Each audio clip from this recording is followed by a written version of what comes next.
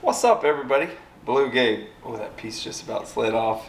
For those of y'all that don't know, my name is Gabriel Arrington. My girlfriend's Kelly Young, and my brother's Deer Meat for Dinner, and all three of us have YouTube channels. But right now, you're watching yours truly. So this is a big piece of mutton snapper, and I'm going to show you me catch them in a minute. But right now, I want to start cooking. I've got some steaks that have been on my smoker for about an hour at 180 degrees, heavy smoke, and I've got this beautiful piece of fish. Just some olive oil infused with garlic and a couple other herbs. I've already sprinkled some on. Just like that. That's all I did. Then I'm going to take some of my girlfriend's favorite sea salt. I'm going to sprinkle it on top. So in this video, I'm going to do something a little bit different. I'm going to show you us catch these fish. But here in my kitchen, right over there at my table, I'm going to break these rigs down. The three most important snapper fishing rigs you can ever use.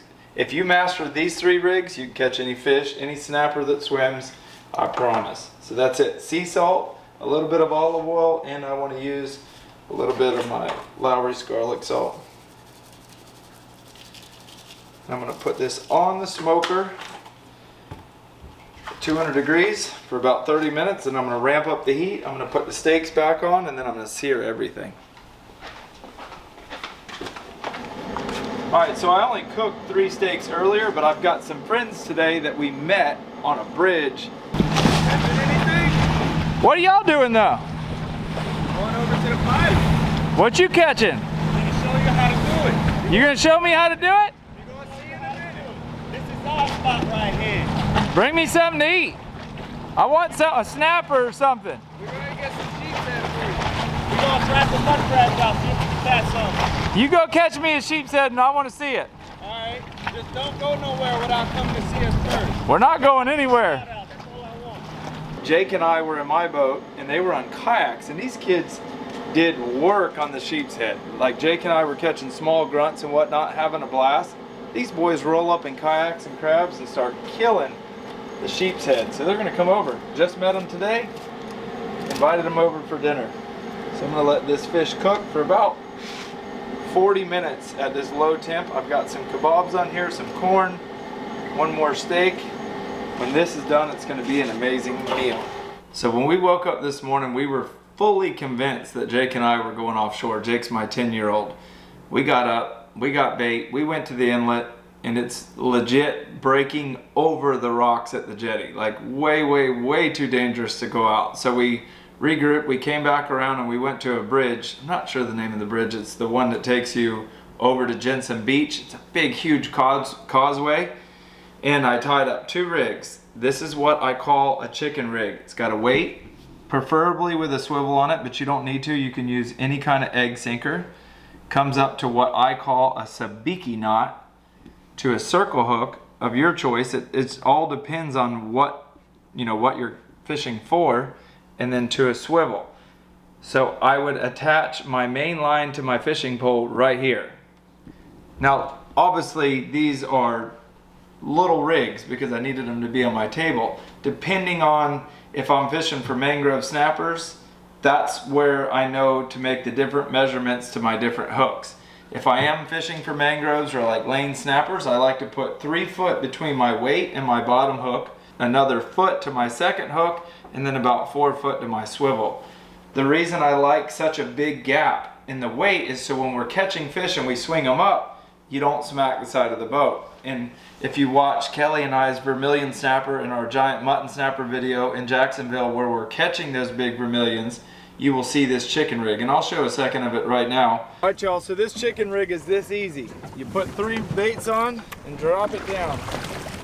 Always hold your thumb on the spool. Let it go wide open, but keep your thumb on it, just acting like a brake. Because when it hits the bottom, if your thumb's not on there right, you'll get a backlash. This is about the easiest way to snapper fish and the most productive. Like a trigger fish, but How did I get that small? there he is. Hooked up. I'll get him, Bubba.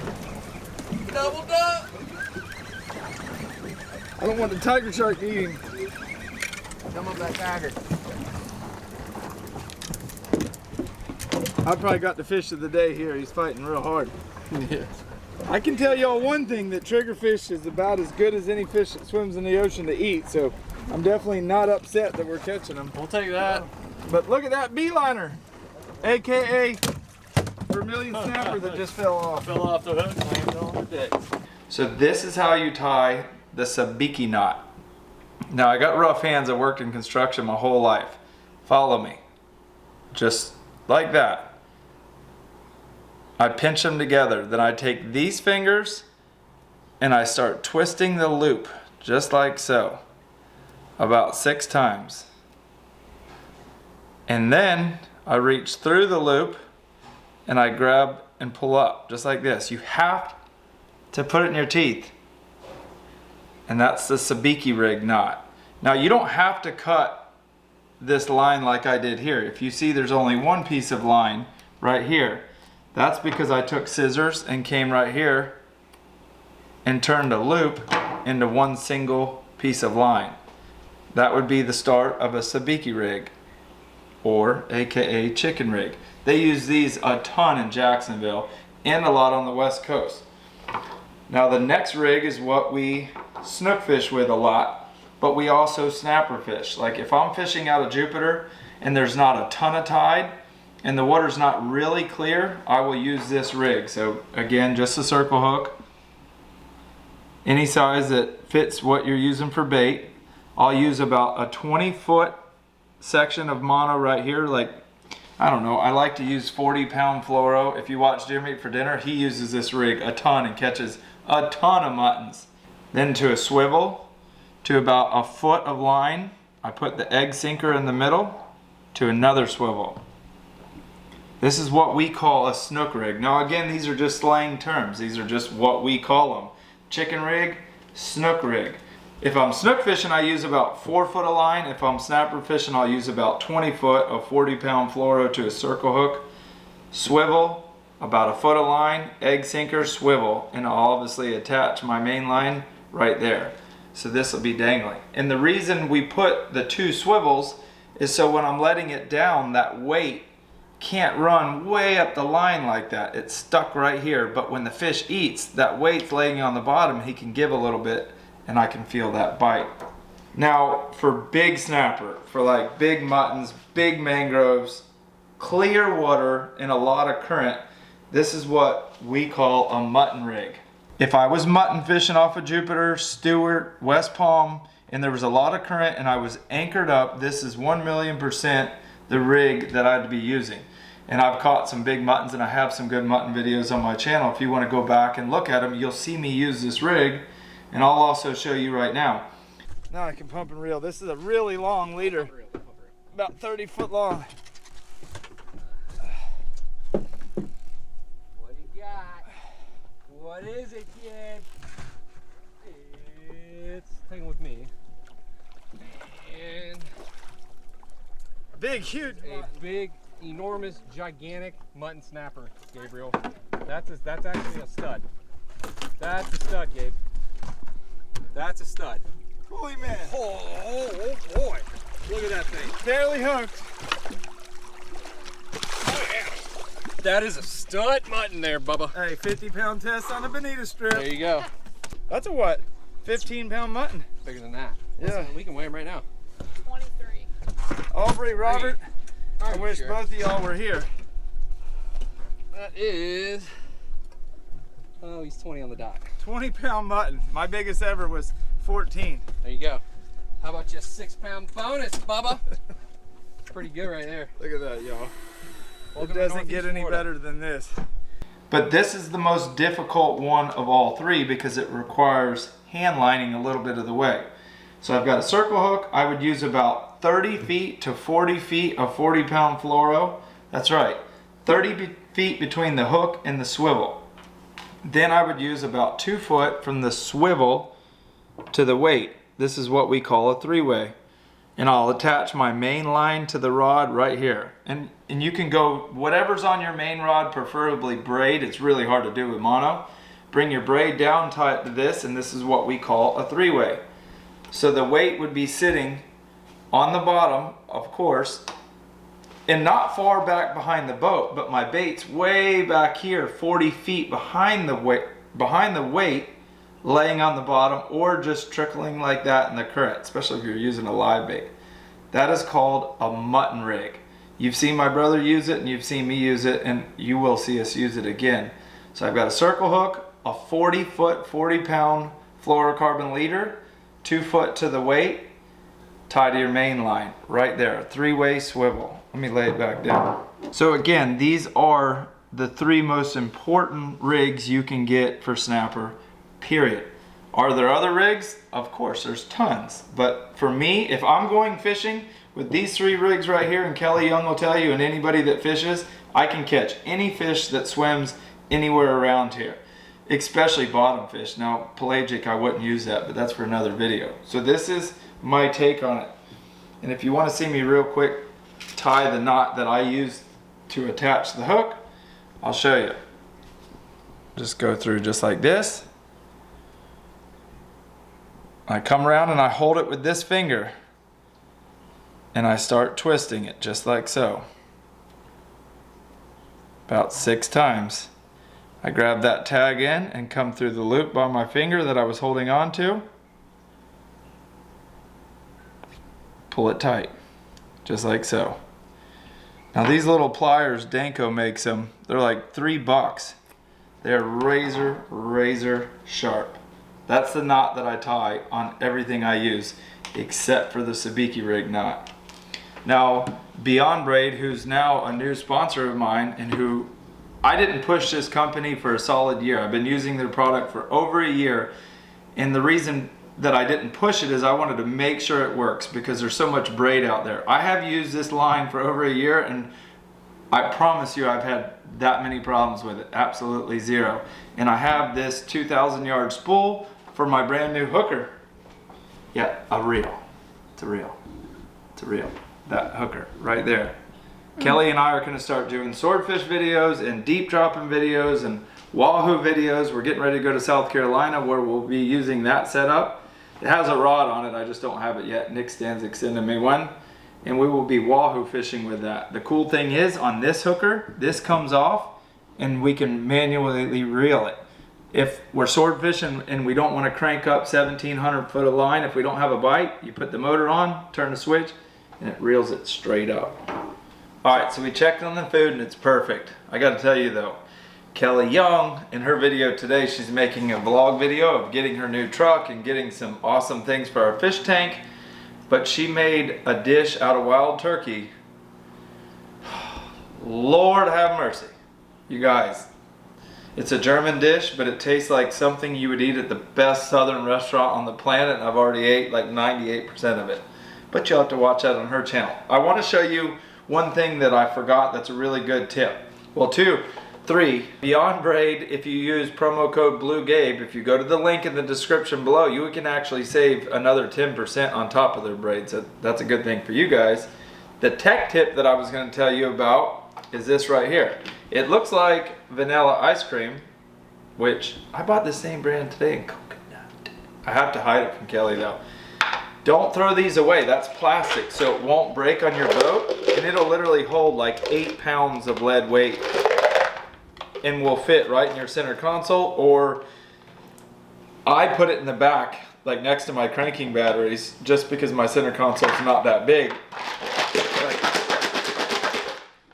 It won't break. I just scared my dog, but that's living proof that Kelly does hoard a little bit, you know. She hoards. Let me just show you real quick. Look in here. Look at it. Look at this. They're glass jars. We can use them, just like in your spearfishing video where we made eggs. Oh yeah. So don't throw old jars away, especially if you eat this brand of ice cream, because this is the only one. I looked at all the ice cream today for coconut, and this was the only brand that had this kind of container. And I thought, well, I need another one for weight, so I might as well eat the ice cream, so it's a win-win. But here's something really serious that I want to show you with the chicken rig. And about bait, I know I didn't touch the topic of bait. You can use any kind of bait you want. For the mutton rig, we like grunt heads or grunt plugs, which is a little bait fish about that big, or an eating fish. You get the point. The snook rig, same thing, any bait you want. The chicken rig, any bait you want. But if I'm trying to catch big mangroves, I want fresh, frozen, or fresh sardines, cut in about 1-inch chunks and hook it right center mass, send it down. And if you feel like that, that's trash fish. If you feel dun, dun, dun, that's a snapper. Better set the hook and reel as hard as you can, as fast as you can. Anytime you get a snapper bite, it's never going to be tick, tick, tick, tick, tick. It's never going to just take off running. You will always feel that thump and that big thump. You need to start reeling. And with circle hooks, don't set the hook. I don't like pointing at the fish. I sort of start bending the rod, reel as fast as I can and get them coming because the sharks are bad. So with the chicken rig, something that I've seen somebody do 1,000,000 times and it drives me bonkers is they reel the swivel up into the rod. And on my rods, which my bigger snapper rods are Mag's custom rods, the same rods my brother uses, they're super expensive. And when somebody reels the swivel through the eye, it's like nails on a chalkboard. So these little puffer looking, marshmallow looking things will save your rod tips. So let's just imagine this piece of line is my main line for my rod. I'm going to slide this right on, just like so. So imagine the rod's up here, now I have this, and I'm going to tie it to my chicken rod using the same knot I showed you earlier. Grab it with my finger, loop it, swoop it, and pull it, like on Big Daddy. Come back through here. Bink. Now, when you're fishing, and I would like to blame it on kids that do this, but I can tell you my 10-year-old Jake, who I got to give mad props. I've got a 23-foot blackjack with a 300.